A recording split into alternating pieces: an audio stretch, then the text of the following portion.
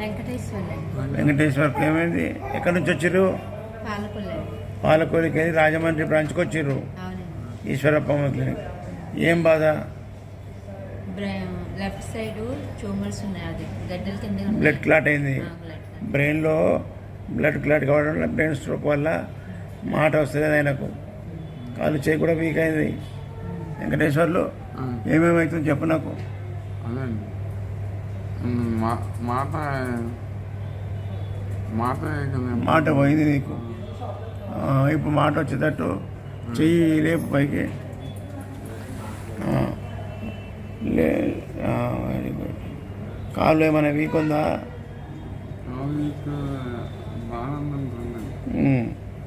ఇప్పుడు ఆ మాట మంచిగా వచ్చేటట్టు చేస్తున్నామ్మా.